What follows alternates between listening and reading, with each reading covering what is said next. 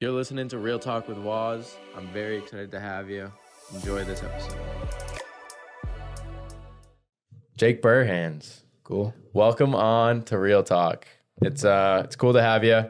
For those of you that don't know, Jake, he is a very successful young 26-year-old entrepreneur. He's the founder of a high caliber acquisitions company. He's a friend within my sphere that I truly admire. His mindset, work ethic, and character are far above others of our age. And I'm glad to have you on. So welcome. Appreciate on. it, man. Yeah, the character and the work ethic and the mindset and all those things, I hold those with greater appreciation than any of the titles or accolades or anything like that. I think definitely connecting with yourself and other people like that is what I enjoy the most, though. Yeah. Just talking about the mindset and helping other people get past the mindset things. Because being successful or whatever you call successful in business is really not complicated. Anyone can do it if they have the right. It's a good point. If you have the right skills and I guess mindset too, you can do anything. Yeah. And that's the one thing that no one can take from you is mindset. Yeah. You know, it is an interesting thing. Like as you progress over the years and you build these skills and you build up your repertoire, no matter what happens financially or with the business or this or that, those experiences and lessons and trials and tribulations and character, all that has been built for you can never be taken. Which is a pretty comforting feeling, you know, like you'll always have that no matter what. But dude, I got to ask you, like, as a 26-year-old, like I thought you were older when I first met you too, because like you were just so with it. And like a lot of the people that I was around at the time, at least when I met you, like they didn't have like this drive or like this mindset thing. And you're reading these books and, you know, doing these big picture things at such a young age. When you were younger, like, did you have that around you as a kid? Like, were your parents very entrepreneurial? How was it growing up, you know? I wish. No, I think it's good. I'm the only one in my family that's business. Okay. Everyone in my family that's not true, actually. My mom's father, my grandfather is into business. But everyone else in my family does like behavioral, like they help special needs. They do all this great work for the community. Oh, yeah. I'm like the only one in business. That's where you get the mindset from. Yeah, the mindset. But because those type of people, they require a different level of mindset to push through and do those kind of jobs. Yeah, those jobs are tough. Yeah, a lot of love for those people. And dealing with that whole demographic, it's a huge thing. But in terms of drive, I mean, hockey consumed my life when I was younger. From when I was 4 years old when I started playing hockey till I was like 20. You know, my whole thing was to go to the NHL, play D1, do all these things. That consumed me 24/7.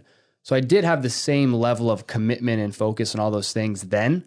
And that's kind of translated over to entrepreneurship. But to be honest, I think a lot of the drive for entrepreneurship at first came from almost needing to, and not to get deep right off the bat here, but to validate myself through the accomplishments or the titles of being an entrepreneur, being a successful entrepreneur, making a certain amount of money or getting to a certain level in business. You know, I needed that to almost feel validated or kind of worthy. But what I've come to realize over time is that it's not really about any of that. It's really about like who I am. Like, am I helping people, right? Am I putting people in a better position within the business? It's about our employees, our company, developing them. And being a genuinely good person trying to provide value. And the universe pays you back. It'll come back around to you. But that's more my focus now. And I still enjoy all the work. I love business. I love the game of business. I love learning. I'm a voracious learner, so I love to read a tremendous amount and podcasts and all these things. But I've really changed my mindset to be more playing the infinite game, as Simon Sinek would say, playing the infinite game, which is infinite games are like business. You don't win or lose business. You win business by being in business. Like the point of it is to stay in business, right? Yeah. Health, right? You don't win being healthy. The point is to stay in shape, to stay healthy. Marriage, you don't win marriage. The point is to stay married, right? So these infinite games, it's just doing a little bit every day. And I love that concept. Yeah. Because you're working for the future. Like basically you're not in the past nor I'd say the present, because you're just remaining stable in where you're at, you know? It's huge. I think my business partner, Isaiah, has this one saying, it's live like it's your last day, plan like you're going to live forever. I think it's a good balancing. He's always had a lot of balance where I have not had balance. I have been like over bearingly just work, which I've learned to not be like that as much because I need to be sustainable if I'm really going to be like, because it doesn't matter what I do in a year or 2 years. That's nothing. It's like the real results come over 15, 20 years. Yeah. Right? Yeah. So who's going to be here in 15 years? Not me if I work like I had been the past year and a half, right? Yeah. And I think there's this mindset of this hustle culture on entrepreneurship where you have to work, which you do. You do have to put in the work in the hours, but I think working at a sustainable rate is much more important. Like there's no race. There's really no race to get there. There's not. And if you just play that long game and like, hey, I'm going to get there, whether it takes me 5 years or 10 years, I don't really care. I'm just never going to quit. And I'm going to do everything that I can every day, but I'm not going to drive myself over the edge so I'm miserable all day long or whatever. You're just overworking yourself. It's just for what? Yeah. For what? There's no point. I mean, I've had that shift recently where, when I was first jumping into it, I was like, I got to answer every call. I got to do everything, do all this stuff. And I was burning myself out. And I was also like neglecting the other stuff in my life. And I got like this whole year, I'd say I've just been more taking things as they come and being grateful for the other things around the business. Yeah. Yeah, absolutely. You got to focus on the other things as well. And I think, just working at a sustainable rate is the biggest thing that you can do. And everyone's going to be different. Yeah. There's a quote, comparison is a thief of joy. And it is like the best quote of all time. You cannot compare yourself to anyone else. No. Because everyone else has different personality traits, different situations, different values. tools, different values, different skills. Yeah. So some people are going to be able to, work a little bit longer. Some people work less. It's just you have to really feel into who you are and what makes sense for you. Make sure you're being disciplined though. You're doing it every day. That's the biggest thing. Another quote from Simon Sinek is consistency over intensity. And that's one that I've had to take because I just want to rush and get there. I'm going to work 14 hours a day. I'm going to get there in 2 years. Yeah. No, you're not. No. Right? Just work 8 hours a day. Because like those 14 hours of work could be 2 hours of really productive work. And that's the other thing too. It's better to just have like if you want to be productive, put in the 2 to 4 hours of productivity that you're performing at 110% versus just like sitting around because you feel like you have to work the 14-hour day. Yeah, and that's like your beliefs around. Well, there's certain beliefs that okay, we got to work 9 to 5, 40-hour weeks. Like that's a good solid week, 40-hour weeks. Why do we believe that? Because we've been conditioned to believe that because that's just how society's been for the last maybe 100 years, 150 years, right? You work the 40-hour week.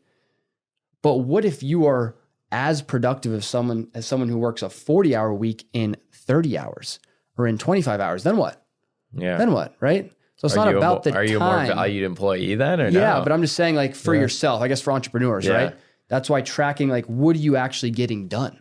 Like don't tie yourself to time because time doesn't mean anything. It's like what are you actually getting done? You could work 10 hours a day and be distracted and not really get anything done. Or you could sit down for 4 hours, put your phone away and get more done than anyone does in 8 hours a day. I love those like 45-minute spurts that I get where like I do like a million tasks in 45 minutes and it's like I just checked off a whole to-do list that has been in the back of my head for so long.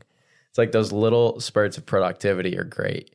Makes you feel incredible. Yeah. Especially like myself. I took the Clifton Strengths personality assessment. I strongly recommend it for anyone. I had everyone on my team take it. Yeah. Very insightful. There's a lot of action items you can take from it. Gives you like blind spots and helps you in the professional environment, but also your personal environment. It explains why you are the way you are. Yeah. But one of my things is I take immense satisfaction in being busy and productive. So I just like getting my to-do list done is the biggest satisfaction for me ever. Yeah. That's why I make sure I get things, for me personally, getting stuff done in the morning really sets the tone for my day. Because if I say I didn't work from, didn't start work till like 10 or 11, I'd feel behind the 8 ball just because of kind of my personality. But because I know I get that satisfaction in doing to-dos, I make sure when I get up, I'm doing stuff right off the bat because it kind of sets the tone for the day. Makes me feel like I've done something. Do you give yourself grace in the morning though? Or like, are you really getting right into working? Grace, I do meditate. Okay. So I meditate morning and evening. That's good. It's like right when I wake up, meditate, which meditate kind of a interesting term. I feel like people misinterpret, but I follow this guy, Joe Dispenza, Dr. Joe Dispenza. Yeah. He's got some phenomenal things. And the reason I like how he explains meditation is because he brings science to it. He's like the first person to ever really demystify meditation and show the scientific results of meditation. He has the largest data set of brain waves for large group meditation sessions. So he has these massive people come, like thousands of people, and they're all hooked up to EKGs or EEGs or something. Yeah. Right. And I think EKG is like the heart. Yeah, not EKG. It's a something. It's like a brainwave sensor. Yeah. And they all have these sensors on. He takes them through these meditations and literally shows how it slows their brain waves down. Wow. And the effects it's had. But yeah, so it's really the word meditate from a Buddhist literature standpoint is to become familiar with. So that's really all it is. You sit there. I think it's just being familiar with doing nothing. Yes. That's all it is. But becoming familiar with yourself though. Like you sit down for 20 minutes and close your eyes and your thoughts are going to go crazy. You start to really learn who you are. Like what are these thoughts that you just have on repeat in your head? What are they? Are they negative thoughts? Like when you just sit there and you don't think, are you thinking like, oh, I'm not gonna get the deal today. It's gonna be a tough day. Today's gonna suck. You know, like are these negative thought patterns going through your head? If they are, you need to change those things. Oh, 100%. You know? Yeah. So I think it's crucial. Like self-reflection every single day, sitting down. It doesn't have to be meditation, but reflection in general. Meditation is a form of that. But like, am I on the track that I want to be on? Yeah. You know, it's December 2024. In January, I probably thought my path was going to be one thing. It could be completely different now. So you got to check in. I got to check in with myself and be like, hey, am I still doing what I feel like I should be doing? It's hard to do that too. Yeah. It's hard to like dissect the layers of your own brain. Mm-hmm. There's like sometimes where I'm like, I get the late night thoughts where like I'm up past my bedtime and I'm thinking about life, like the big, deep stuff. I'm like, all right, like, yeah, business is great. What like life check boxes have I not checked yet type of thing, you know? And it's, you go down those rabbit holes, but it's also like a character buildup. Yeah. You know, because it's like, oh, wow, I've been feeling not as great as my business reflects. Maybe be more with it, be more present. Yeah. I think those are the good thoughts you need to have though. They are. Because you just put your head down and you work and you do your things and you go It's on easy your to merry forget. way. Like when you're working a 9 to 5, you don't think about what you're feeling really. You're doing the thing, you're going home, you're making dinner, you're going to the gym. It's like you get into that routine. It's on a hamster wheel. Yeah. I like, dude, I have been so good at being present and grateful with everything that's been going on around me. Like whenever I see people, I'm just trying to spread positivity. Because like people will come up to me, okay, how's work? What's new with you? Still crushing it, right? I'm like, it's like, I almost don't want the compliment. I almost just like I just tell them like, I'm just grateful that I've been placed in the position that I'm in. And I'm happy that everything is going the way it is, you know? And I try to push more on them. How are you? You know, like what's positive in your life right now? Yeah. That's great, man. It's the little things. Yeah. That attitude of gratitude and being optimistic and positive. We definitely need more of it in the world. It's easy to be negative, look at the bad things. Yeah. Helping other people, pushing them to be great. Yeah. You know, and absolutely being appreciative is everything. Because especially with our goals and the things that we chase after, it's never ending. You know, the goal just becomes a goal post. Or just becomes a mile marker more than anything, right? Oh, let's get the business to $1 million, or let's make $300,000 in income. Yeah, and then you get there, and then it's like, oh, well, I made $300,000. Let's make $500,000 in income. Or we did $1 million in the business. Let's do $2 million. It never ends. Yeah, right. It's a constant journey. So, just being appreciative that you've even made it this far. Yeah, you know, like I look at where I am now, just to be a full-time entrepreneur and own the business and run the business. Like take it so for granted. Like even 2.5 years ago, all I wanted to do was do a deal a month. That's all I wanted to do. I was like, if I could just be a full-time entrepreneur, I'd be so happy, XYZ. And that's a dangerous statement. Once I do XYZ, I'm going to be so happy. It's like, no, you just choose to be now, right? Be happy in the now. Yeah. When you're searching for things outside, that's going to try to change your internal state. It's a tough game. Like being materialistic, buying the flashy things, working hard for those things. And that, I think that goes back to what you were saying. Like you were becoming an entrepreneur because you wanted other people to appreciate you, or you felt that you needed that, right? Childhood traumas. Yeah, I forget how you worded it. But I feel that. I feel like, a big thing is like you want others to accept you for who you are. And when you get into an entrepreneur or journey like that, right, you see a lot of other people that are doing better. Everyone's always doing better than you. That way, that's like you have to be that good so that others can look at you like you look at them. And that's also a never ending thing. And like you said, comparison's the thief of joy. I feel like a lot of people do get into a business like this or like ours, real estate or whatever it may be, and they just think that once they do the thing, they're going to be happy, content, and everyone's going to love them. But if you're a bad person and you become an entrepreneur, people are still going to think you're a bad person, even if you are successful. Success doesn't make you become this different person, I don't think. Yeah. And newsflash, hey, no one really cares what you're doing. No one does. Because everyone's so worried about themselves. They're so focused. Yeah, they're so focused on themselves. No one even cares like what you're doing or what you're driving. No one cares. Yeah. Like they are just so focused on themselves.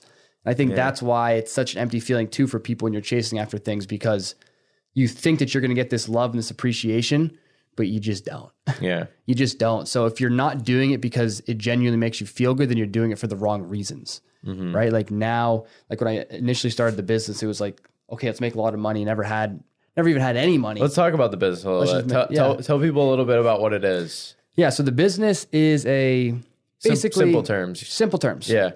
The people who inherit properties or are going through pre-foreclosure or have old rundown houses, we buy those properties. Yeah. In the simplest terms, that's what we do. Buy the ugly houses. Buy the ugly houses. It's an off-market real estate acquisition company. That's what we do. We go direct to seller. So things that are not listed on the MLS, right, with a realtor, just people who may not have expressed any interest. We might give them a cold call or reach out to them, or we do some marketing on Google. Some people search on Google, hey, I'm looking to sell. If they like inherited a property, they don't want it. And then our company basically walks them through our process, makes sure it's a good fit for both of us, and tries to negotiate a deal that makes sense for us. And we purchase the property. So it's really just a marketing and sales business. And how many people do you have working under you? We have in the company, I think we have about 18 people. So Isaiah and I both own the company together. He kind of runs the operations and the dispositions. Not to get technical, but he runs kind of the back half. I run the front half of the business. We got about, I think we have like 9 people on the acquisitions team, and the other 9 are like operations, administrative, TC, things like that. Imagine being 26 and employing 18 people. Yeah. I don't really think about it. It's interesting. A lot of people can't even manage themselves, and you're out here managing 18 people basically. Yeah. It's been a huge year for growth in terms of leading the business. Cause last year in 2023, it was just Isaiah and I in the business, and we were just doing it together. Right. I was running all of acquisitions. He was doing dispositions. So just to back up. So basically what we do is wholesale houses. So basically we will get a deal off market and we'll sell that deal to an investor. So Isaiah sells it to the investor, right? I'm on the acquisition with the homeowner, and then Isaiah does on the back half. He sells it to the investor. So it's sales on the back end as well. But it was just me and him doing that. And then 2024, this year, has really been the year of hiring people, building a team. And we've over doubled our revenue from last year just because we have people, just because we have team. And we, I hired our first acquisition rep. Like we had cold callers and appointment setters and stuff, but our first actual closer in January of this year. And I didn't get 2 that could actually produce until August.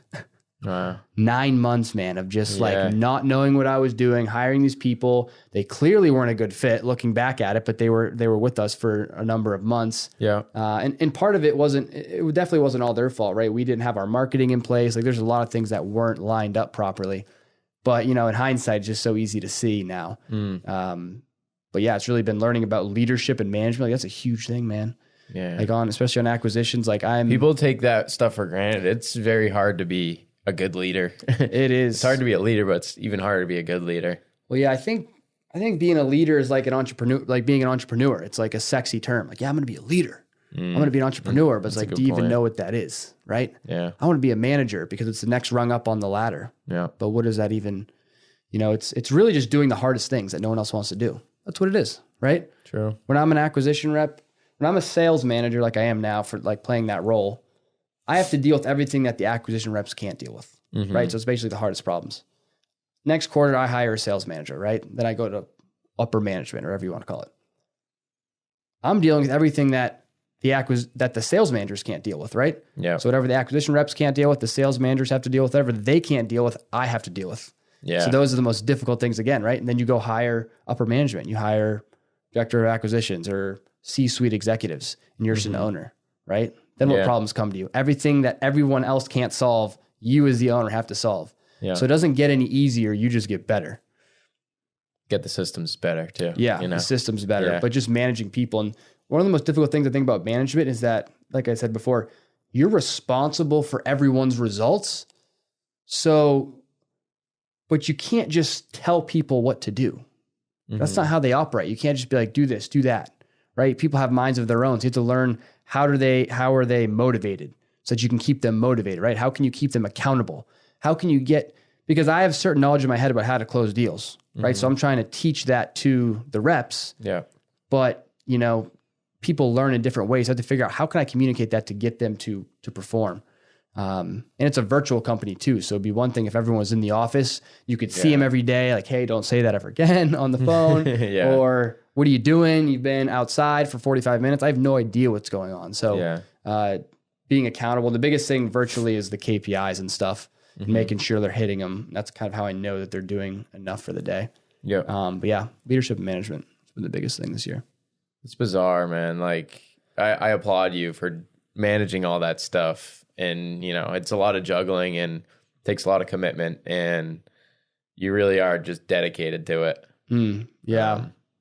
Well, have you had any role models like that got you to this point? Yeah. Variety of role models. I think the cool thing about podcasts and things like that is that you can kind of pick your mentors.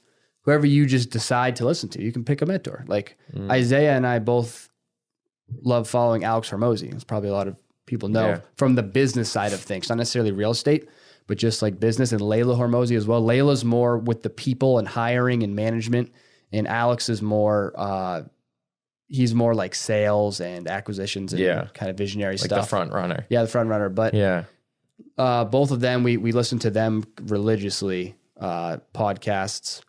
I'd say from a business perspective, that's the biggest one. We have a business coach who's phenomenal. His name's Forrest Blackburn. He's an absolute killer. He's been in the business for 20 years. So he's actually been the biggest reason we've had such an increase this year as well. We got a business coach, which is huge. So he's been around. How often do you meet with him? Once a week. Really? Okay. Yeah. Now it's back to like every other week. Is that pretty costly to have a business coach? Yeah. Yep. It was, I mean, you can spend for a business coach, you can spend anywhere from, $5,000. Well, you could spend any amount of money. Yeah. $5,000 to $30,000 or more, probably. A year or a month? A year. A year. Yeah. Like a one-time fee. Yeah. Gotcha. But it's worth it. So you pay, $10,000, $15,000 for a business coach for however long, even 6 months or 9 months or a year. That's one deal. Sometimes I feel like it's hard to find the right one though. And like they want you putting money up front, so you're kind of taking a risk there. Cause I know like, Anthony Nucci, who's like, I don't know if you know him, he's a realtor in like Florida, but one of the guys I know bought his course and it was $7,000 and he meets with him once a month for like an hour. I don't know if that's really worth it in my opinion. Well, it's interesting, right? Because what if you have one meeting? What if it's $20,000, right? Yeah. $20,000, one meeting with someone. Yeah. But that in that one meeting, you get one idea or one thing shifts in your brain that takes your business from $400,000 a year to $800,000 a year. Yeah. Would that $20,000 meeting be worth it? Yeah. Yeah, it would. So it really depends. I mean, you see these people paying for masterminds $50,000 to get into a mastermind. I know. For one meeting. Yeah. Right? Because they're just looking for that one nugget or that one thing that's going to take their business that's doing a few $1 million a year to $10 million a year, $15 million a year. Yep. So it's an interesting thing. But yeah, finding the right person is definitely huge. What would you suggest to like a younger person looking to go the entrepreneurial route, but they don't know like where to go with it? Because you have the mindset of an entrepreneur. I feel like you'd be able to guide someone who maybe even not even a young person, someone who's looking to shift, shift their life kind of thing. Like what they should do in entrepreneurship, you're saying? Or how they should go about finding the right information to get. Yeah, that's such a broad thing. Entrepreneurship, right? It could be real estate. It could be other things.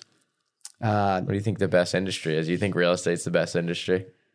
Nah, I don't know. Real estate's great. I think there's it depends what your goals are. I think if you're really trying to scale, real estate's not it. Like the biggest businesses that are like billions of dollars, those are the ones like the simple ones, like a roofing company. Yeah. Or it's like a window company or something. I think roofing is like a cheat code, dude. Yeah. I say that all the time. Like material cost is so low and you could just like put a roof on, profit, you know? I think, but in terms of that, I think one, I would say take a Clifton Strengths personality assessment and understand what your strengths are. Understand what your strengths are before you do anything. And you want to focus on those things, right? If your strengths are doing and executing, then maybe you do go into like a sales role or something where you can do that. If you're more of a strategic person, then, search out things that are more strategic. If you're more of like an influencer and you can activate people and you like being with people, or you could be a relationship builder, right? So those are like the 4 categories of the Clifton Strengths. Understanding where you fit in as an entrepreneur, because typically you're going to need a team around you. So understanding what your strengths are, you'll know what kind of team to hire around you. But I think, and then in terms of what you want to do in the entrepreneur space, specifically in terms of real estate or other industries, I think it comes back to your strengths and understanding, do you like sales? Do you like this? Do you like that? And then what value do you want to provide? Because that's what you should be leading with. You should be leading with value. So what kind of value do you want to provide? Like someone getting into real estate, for example, might like to be in real estate because they like talking to sellers and they like helping sellers out of difficult situations because that makes them feel good. And that's the value add to the community, right? So that would be a good reason to get into wholesale real estate or real estate off-market acquisitions, because you like to talk to sellers, you like to talk to people, you like to help people get out of difficult situations, and then obviously make a good amount of money doing it. Yeah. So that'd be a good reason. So understand your reason for doing it. And was that your why? Like why you got into your field? Not originally. It was just money. It was all money. It was money, focus, man. Yeah. I was like, I mean, now it's way more that. Yeah. Now it's more about the company though. Yeah. Now it's way more exciting to come in. Yeah. Yeah. It's way more exciting for me to come in and like talk to our team and do our meetings and develop them and see them succeed. Like that's more exciting than anything. But when I got into it, it was money for sure. I was like, oh, you can make $80,000? Sign me up. Yeah. I was listening to Wholesale Hotline. And I have listened to that one. I listened to a couple episodes. I was blown away. Brent Daniels, he was a big mentor for me starting. Brent Daniels, he does things the right way. He's so much energy. He's good on the phone. Yeah, he's good. Yeah. But yeah, I was just like, $80,000 blew my mind. So you can do $80,000 on one deal. Yeah. People doing like $127,000. How much have you made on your biggest deal? Our biggest deal was $161,000. What? Yeah, and it was supposed to be $300,000. Was that this year? Yep. Wow. Yeah, it was supposed to be $300,000 on one wholesale deal. What happened? Why didn't you get the 300? It's a long story, but the buyer, went around our back to the seller and this and that, and he knew we were making a lot of money, and it was one of the worst experiences, honestly, with the buyer. Just more money, more problems. Yeah, right? He was just being super shady and just a really bad experience. But in the end, we made it. We were like all salty. We made 160. It's like, grow up. Yeah. Because we wanted the 3. Oh, I made someone's salary in a day. Yeah. Shit. It was, but yeah, that was the larger property. And anytime that you get over, so we did 160. We had another deal that fell through because of environmental concerns. It was we had a buyer locked in $255,000 spread, $255,000. Wow. But the price point was like 1.2 million. So if you get over $1 million price points, I mean, making $100,000 is not like a crazy thing. Yeah. Because think about it, like say you make 10% on a $500,000 property, you make 50 grand. 10% on 1.2 million is 120,000, right? Yeah. Same percentage, but it's just more money. So yeah, anytime that we've done a deals over $1 million, it's been like close to 100,000 spread, if not over. But yeah, deals are out there. I guess so. Deals are out there. That's a lot of money to be making on one transaction. Yeah, and that was huge for us earlier this year. Because earlier this year, That helped you hire, didn't it? Dude, helped us so much. Yeah. Like, and now we're like finally catching up because we got the right people in place. Yeah. And we have the systems because of Force and the coach and all these things. Like, yeah. And it's so crazy. Like, if we didn't hire the coach, we would be not even close to where we are right now. Not even close. Wow. Like, we thought we were close to where we wanted to be. We were so far. Does your coach also do wholesaling? Yeah, he's been doing it for 20 years. Oh, okay. Yeah, he owns 2 wholesale companies, and he also helps people around the nation do specifically virtual wholesale. Wow. So it comes in, and we had already had some traction, which helped, but he was like, tweak this, pull this, and it was just like 3 to 4 months of us just heavily changing the processes and the systems. Yeah. Right? He came in May, and then June, July, August, didn't really see the results, but we were just changing things. New marketing process, new inbound lead process, new drip campaigns, hiring. How do you manage? How do you set up the meetings between all the teams? Like getting everything in place. And then finally, when we had the right people in place to actually perform on it, then it hit, and we went and we tripled our business per month from 1 month to the next month, like that. And then it's been like that every single month since. Wow. So it's interesting like that. Like you don't grow linearly. Yeah. No. Right. It's just like you just pop up and you jump up. Yeah. But yeah, so having him was and you got to capitalize when that time does come, you know? Yeah. So that deal though, like helped us out a lot because it allowed us to fund that business while we were, not crushing it in the middle of the year. Yeah. But it held us over to where we are now, where now we have we're more steady. That's awesome. We have the stuff. So it's business though, right? Yeah. Good for you. So what are your what are you shooting for like sales volume for next year? Next year our goal is 2 million in revenue. Okay. In assignment revenue.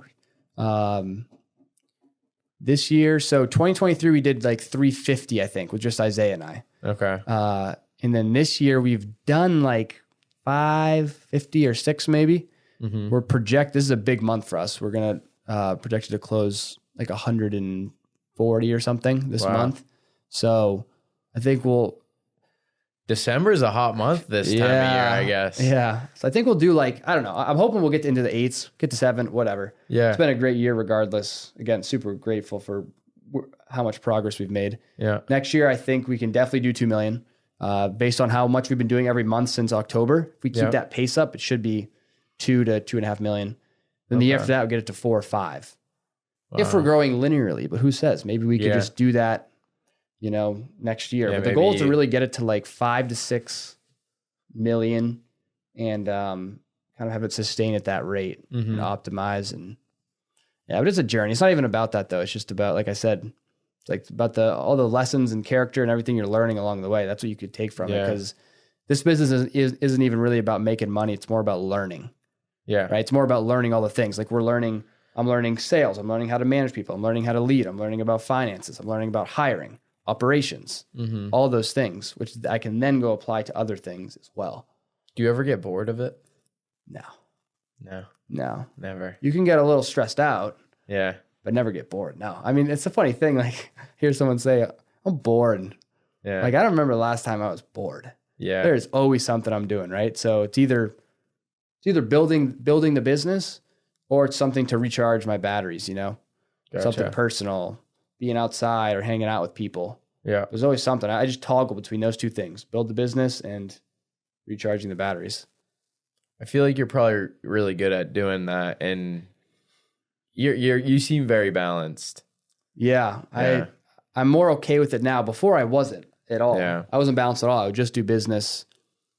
And again, I think that came from a spot of I felt like I needed to work 12 hours a day or 13 hours a day, or I didn't feel like I was doing enough. I didn't feel like I was doing enough. Yeah. But what is enough, Exactly. What is enough?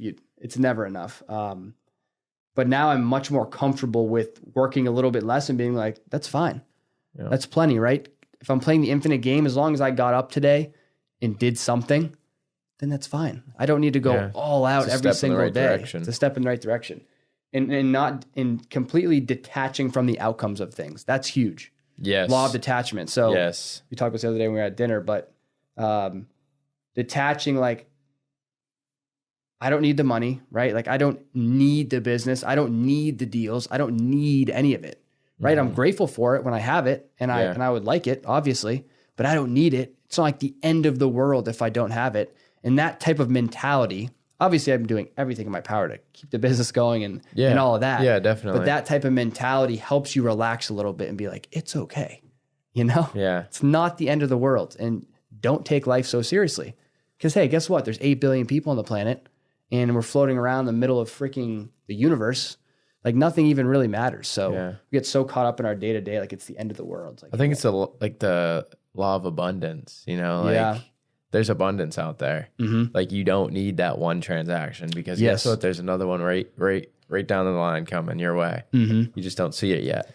Exactly. And that's where I think doing the right thing and like the whole notion of karma is like a very real thing. Like, you're doing the right thing, you're leading with value. Okay, you don't get out on this one, you're going to find another one. And if you're thinking abundantly, things just happen in a certain way.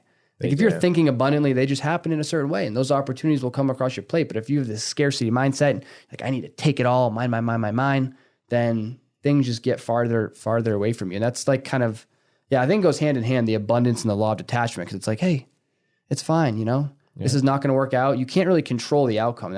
I guess that's like stoicism too, but it's just, what can I control today? Yeah. And even on a sales call, it's huge. If you detach from the outcome of a sales call, like, you don't care if you get the deal or not, right? You don't care if someone says no to you. Yeah. You don't care if someone says no, and you don't care if you blow it. Because that was some of the most anxiety I had on these sales calls when I used to do a lot of them. I'm still hopping on the phone with sellers, obviously, but is I'd get on the phone and just be like, oh my God, I better not mess this up. I better not mess it up, right? Obviously, you're not going to be having the best conversation you could possibly have, but if you just get on the phone and say, hey, I'm just going to have a conversation, see if we can come to a win-win solution, and I don't care if it's a deal or not a deal. Then you're getting on the phone, you're so relaxed, you don't care, and you're going to crush it. You're going to absolutely crush it. I heard this thing, someone say, David Guillaume actually, was on a Lewis Howes podcast, School of Greatness podcast, which is another really good podcast. And he said, one of his mentors had told him, you're only fearful when you're trying to take from someone. You're never fearful if your goal is to give. There's no fear in giving, right? Like, you get on the stage and you're nervous for the presentation because you're trying to take things from people in the sense of like their approval, right? You're afraid what they're going to think of you, this and that. Their approval, are they going to like what you have to say, this and that. But if you were to get on stage and say, you know, give everyone $10,000, you wouldn't be nervous for that. No. If you were to get on stage and be like, I'm going to personally write everyone a check for $10,000. You're not going to be scared, right? Same thing with seller calls or listing calls or whatever it is. If your goal is to get on the phone and help someone, you're trying to give to someone, you're never going to be nervous. There's no pressure in giving. But when you're thinking about yourself on these calls, that's when the anxiety kicks in. That's when the fear and the pressure kicks in. That's a good You're thinking mindset. like, oh my gosh, like, am I going to get the listing or not? Are they going to choose me? Blah, blah, blah. Making it about you. It's not about you. So it's like this reverse psychology. When you don't make it about you, the more comes back to you, you know? That was literally like my listing appointment today. I was one of 3 agents that was getting interviewed. I was the second one in the door, and I didn't feel any pressure from it because I'm like, I've been on enough of these. There's going to be more to come, even if he doesn't pick me. But at the end of the day, I'm going to be a good person to this guy right here, 100%, who's selling his house, you know, and I'm going to provide and show that I have value to offer him. And that's that. If he doesn't go my way, it doesn't go my way. Exactly. There's no pressure. Yeah. It's like you completely detach from the outcome of that listing appointment. You're like, hey, I'm going to go in there. I'm going to be me. I know the value I provide. If it's meant to happen, it happens. If it doesn't, it doesn't. I'm not here to force anything. But like 2 years ago, like if I was on a listing appointment, I would have been like losing my mind. Like, why didn't they pick me? This is horrible. Like I did everything right, you know? I think it can be hard to have that mindset though when you're starting.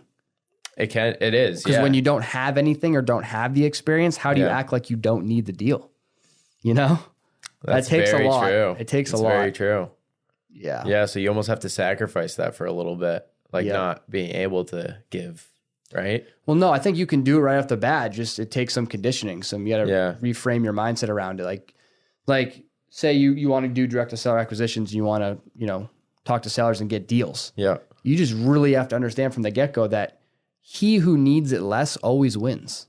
He who needs it less always wins. So if you're getting on the phone hungry, they're going to sense that and you're not going to get deals, right? Yeah. Because again, you're attached to the outcome. You cannot be attached to the outcome. You just got to get on the phone and have a conversation.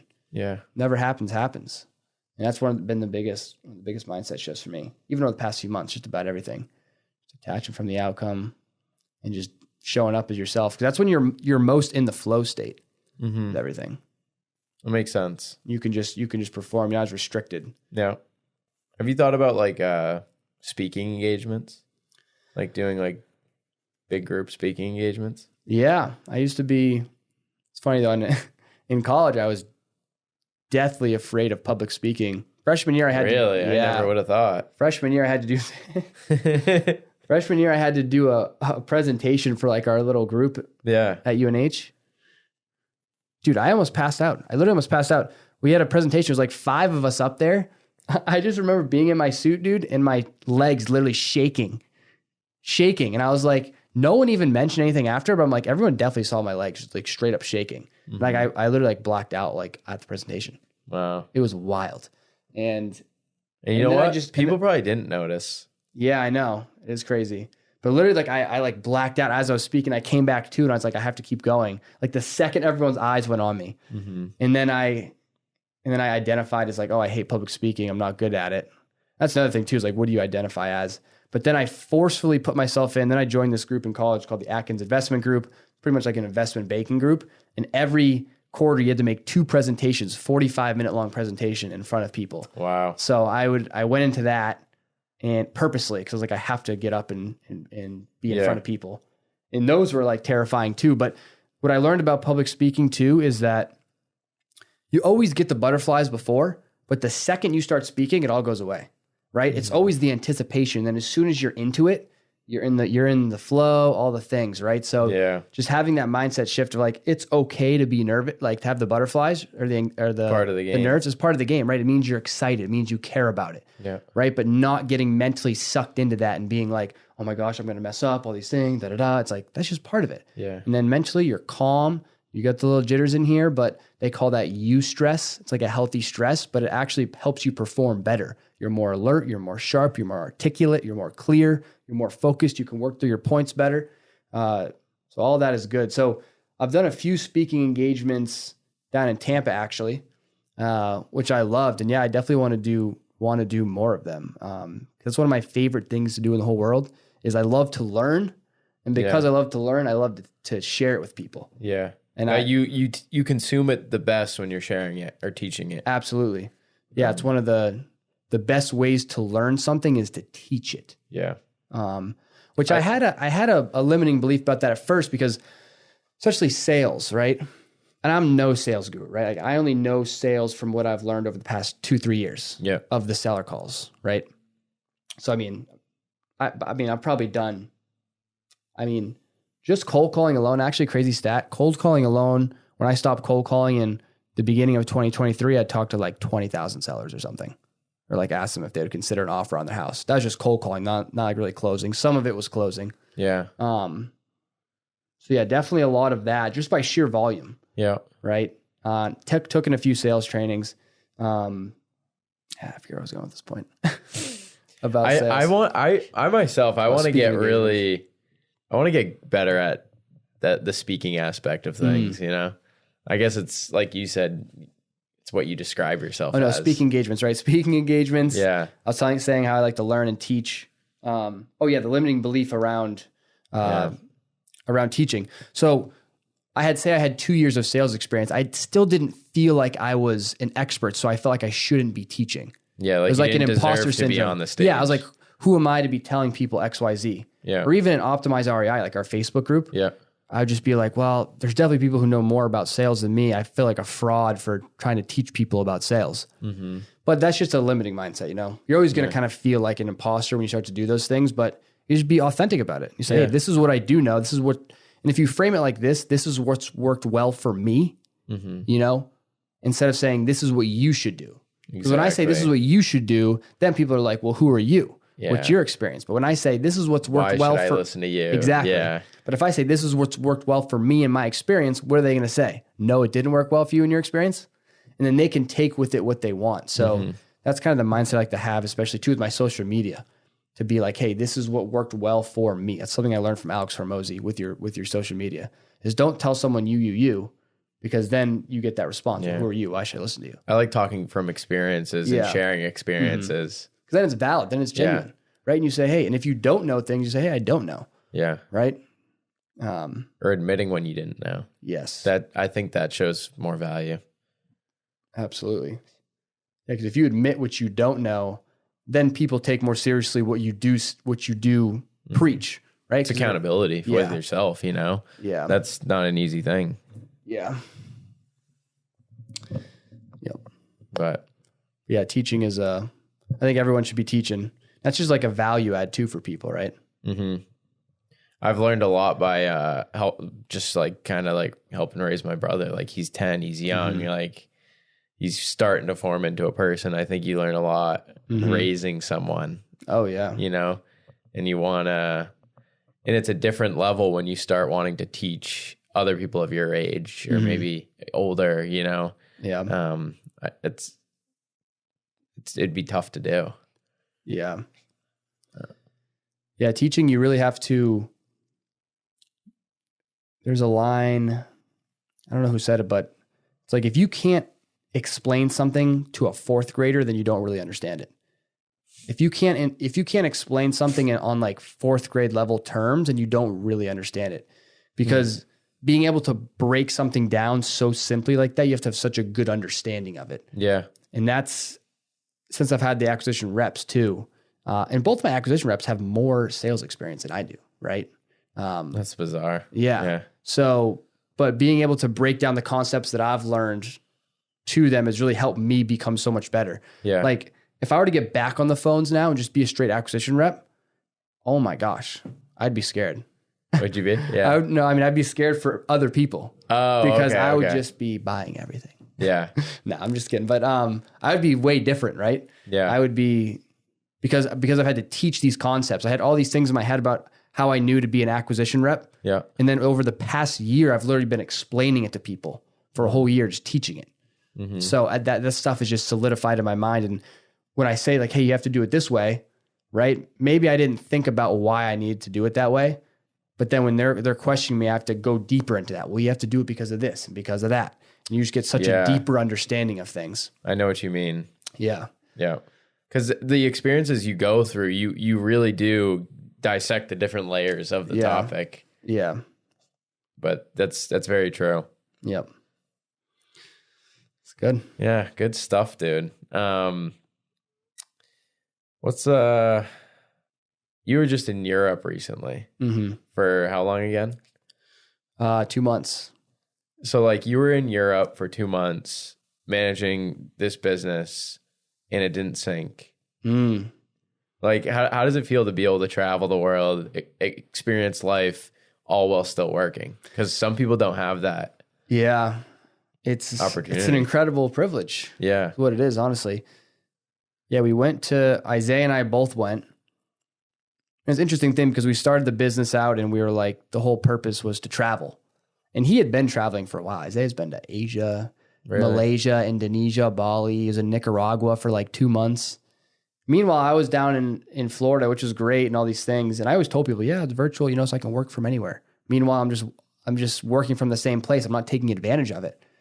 And I'm just like, screw it. Let's go to Europe for 2 months. So we did that, 14 different countries.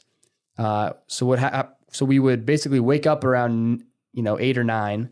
We would go explore the cities and the different spots until about 2, and then they're 6 hours ahead. So then we would work from 3 to like 11 or 11:30 p.m.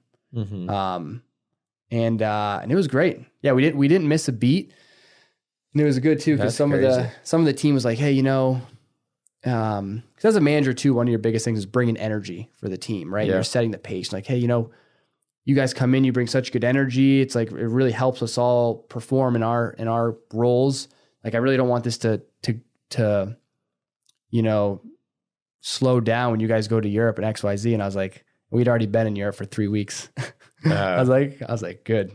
Yeah. It's like, yeah, we've already been here for a few weeks. I'm like, oh, okay, great, blah, blah, blah. But yeah, so I don't think that they really felt any difference whatsoever. That's good. Because there's really no difference, right? It's all in Zoom. So you log into Zoom, you have a background. I wish my career was more virtual. Yeah. Because that would be unreal. But that was an incredible experience too. It was, went to 14 different countries. So flew into Netherlands, and then we went to Belgium. Netherlands and Belgium, beautiful farmlands. Belgium has beautiful medieval feel. We went to Bruges in Brussels. But then some beautiful Brussels sprouts. Yeah, Brussels sprouts. I don't know. No, I don't. Is that where the Brussels sprout was made? It might be. Yeah. Fun fact: Netherlands, biking capital of the world. There's 1.2 bikes for every person. You've never seen so many bicycles in your life. You walk down the streets, they're just piled up on the sides of the streets like crazy. Everyone bikes. Really? Everyone freaking bikes. Like it's crazy. It's pretty cool though, because there's bike lanes everywhere. You can, you can just bike everywhere. Would you say there's more bikes than cars? Definitely, I would say. For sure. So we went to Netherlands, Belgium, went down to Munich, Germany, into Austria, beautiful Austrian Alps, massive mountains. Highly recommend that for anyone who likes to ski. And then we went into Liechtenstein, which is right in between Austria and Switzerland. It's like a little country. Mm-hmm. And I learned this from my cousin the other day. It's one of only 2 countries in the world that is landlocked and also surrounded by countries that are all landlocked. So it's a very landlocked country. Wow. So to be landlocked means you're not exposed to any ocean, right? Yep. But then every country around Liechtenstein is also landlocked. There's only like 2 countries in the world that are like that, and that's one of them. Liechtenstein. It's a tiny little thing. We stopped in there. Liechtenstein, is that in Germany? No, it's its own country. Oh, okay. And it's in between Austria and Switzerland. So if you're looking at a map, there's Switzerland, and to the east of it, or to the right of it, is Liechtenstein, and then Austria. Okay. Yeah. So we went to Switzerland, down to Italy, which was amazing. Southern coast of France, French Riviera. Highly recommend. That was great. And then Monaco, which I thought was in France. It's its own country. I was telling everyone, like, yeah, I'm going to Monaco, France. Going to Monaco, France. It's going to be great. Monaco is its own country. I didn't even know that. Yeah, it's tiny. It's like, it's tiny. It must be like 5 square miles. I don't know. Something. Very rich country. Yeah, very rich. Everyone's driving freaking Ferraris, McLarens, Bentleys. It's crazy. The poor people drive the Mercedes. It's a whole different world out there. Yeah, whole different world. In Europe in general. Yeah. Italy, then went to Croatia, which was my top spot for sure. Beautiful. You never would have guessed you were gone. You weren't posting pictures every single day. No, and I didn't. Well, yeah, I kind of did that too. I didn't want it to be a distraction for anyone on the team either, within the company, to see me like doing all these things. I wanted to be like focused. I did post one at the very end. Yeah. But I shouldn't want it to be like, oh, he's off doing XYZ, blah, blah, blah, blah, blah. Right? It's good. It helps you be present in those moments when you were traveling too. Exactly. Croatia, then went up to Hungary. Budapest is an incredible city.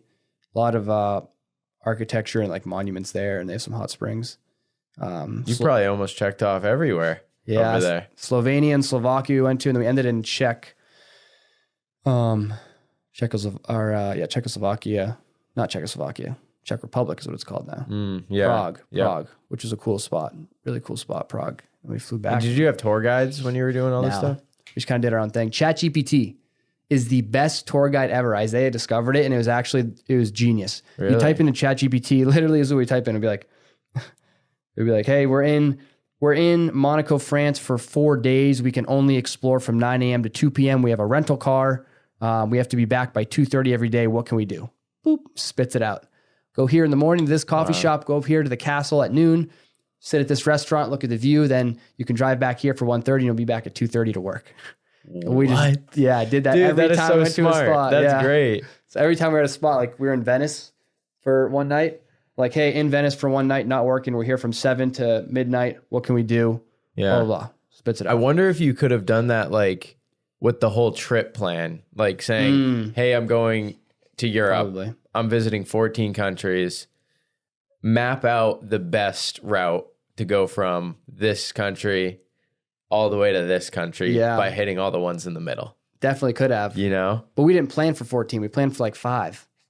that's a big switch up. Yeah, we just, I mean, You guys are just like, let's run it. Let's yeah, every You're week, playing real life risk. yeah, every week we were in a new thing. I mean, because sometimes we'd do like 2 countries in a day or like 3 countries in a day. Yeah. Because it'd be like Switzerland, Italy, France. That's awesome, man. But yeah, so the biggest thing though, yeah, and then work obviously is definitely challenging, but it was important for me to show up at work like nothing was different, right? Mm-hmm. That was my responsibility, Yeah. which I think we did a good job of, but we had our 2 best months ever While we you were there. away, yeah.